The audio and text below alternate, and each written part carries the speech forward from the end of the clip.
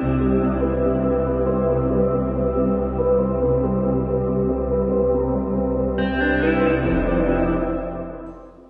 dintre problemele frecvente ale pacienților este bruxismul sau scrâșnitul din dinți, așa cum îl cunoaște toată lumea.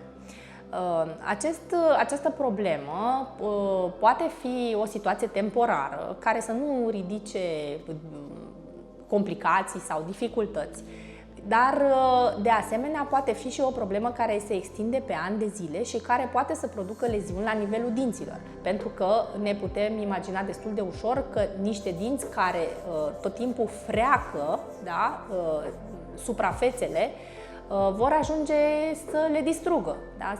Se vor aplatiza suprafețele, se va îndepărta stratul de smalț, chiar se poate expune stratul de dentină care se află imediat sub smalț. Este un strat mai gălbui și se poate vedea pe suprafața dinților că ei s-au abrazat foarte tare. În afară de abraziunea dinților, se mai pot produce și alte fenomene, respectiv dinții se pot fisura, fractura, se pot sparge bucățele mici din marginile incizale, acele margini cu care mușcăm, da? Facem incizia alimentelor. De asemenea, pot apărea niște leziuni de colet, așa le numim noi, adică niște găurele, niște cavități la baza dinților, acolo unde dintele se află în apropierea gingiei.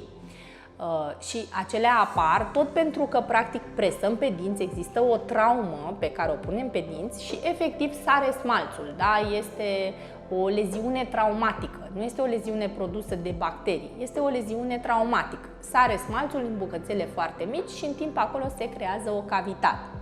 Și mulți pacienți văd că au acele cavități, dar nu știu de la ce li se întâmplă. Unul dintre motive poate fi bruxismul, însă mai sunt și altele pe care nu o să le discutăm acum. În principiu, bruxismul nu este o problemă stomatologică, este o problemă psihologică. Se spune că bruxismul este acea modalitate a organismului de a elimina, de a elibera stresul acumulat peste zi, dacă se întâmplă noaptea, de exemplu. Sunt foarte mulți pacienți care prezintă acest fenomen doar noaptea. Sunt și pacienți care scrâșnesc din dinți și ziua și noaptea. Și sunt pacienți care scrâșnesc din dinți doar ziua. De asemenea, există posibilitatea, se numește bruxism centric, nu să freci dinții, ci doar să muști puternic, da? Să încleștezi maxilarele. Muști puternic, strângi puternic din dinți și rămân dinții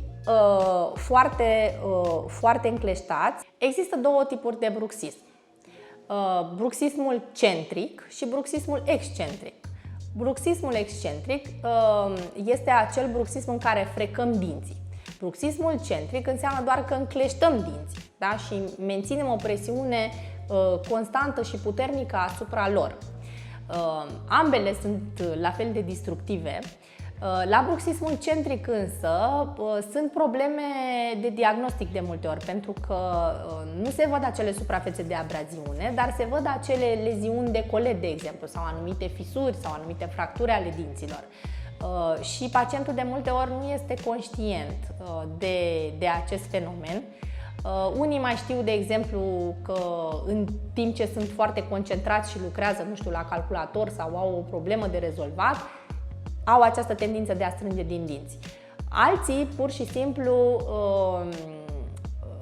sunt anunțați de, nu știu, de partenerul de viață că scrâșnesc noaptea din dinți. O modalitate de a rezolva această problemă este să mergem în această direcție psihologică. Stomatologia biologică recomandă relaxarea, da? Și conștientizarea.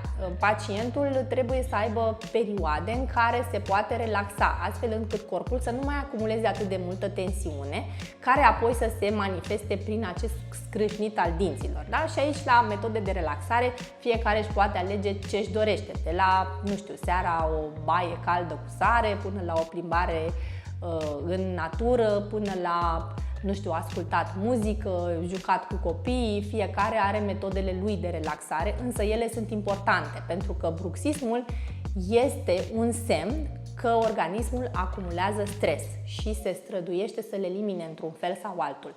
și, din păcate, există și niște repercursiuni, da? Niște urmări ale acestei eliminări, pentru că dinții se pot distruge.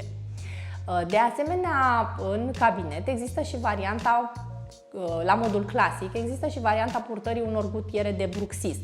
Aceste gutiere practic protejează dinții pentru a nu se produce aceste abraziuni, da? Ei practic nu se mai ating, se interpune această gutieră între suprafețele dentare și atunci ei nu se mai distrug la fel de ușor, pentru că aceste gutiere, pentru că trebuie să suporte aceste fricțiuni, la anumite intervale de timp trebuie schimbate cu unele noi, pentru că și ele se deteriorează. Aceasta ar fi o variantă, însă această variantă nu tratează cauza. Cauza, reținem că este una psihologică și acolo trebuie lucrat într-un alt mod. Pe de altă parte, în clinicile noastre există o variantă de gutieră mai specială, este de fapt un activator. Este o variantă de tratament destul de puțin cunoscută în România, cred că suntem printre primii care o folosim. Este o gutieră specială care, pe lângă alte lucruri bune pe care le face, decondiționează și bruxismul. Și această gutieră se poartă noaptea, este o gutieră de silicon special, se poartă noaptea și ajută la decondiționarea acestui obicei. Deci nu doar se interpune între dinți ca să nu se distrugă, ci pur și simplu decondiționează bruxismul. Și ăsta este un lucru absolut fantastic.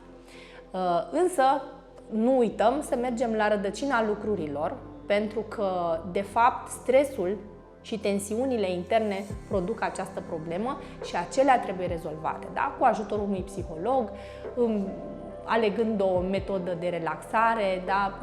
Ce ne place, cum ne place, numai să facem acest lucru, pentru că foarte mulți dintre noi aleg doar să lucreze și să se streseze și să aibă niște zile foarte agitate și nu-și acordă niciodată timp pentru relaxare.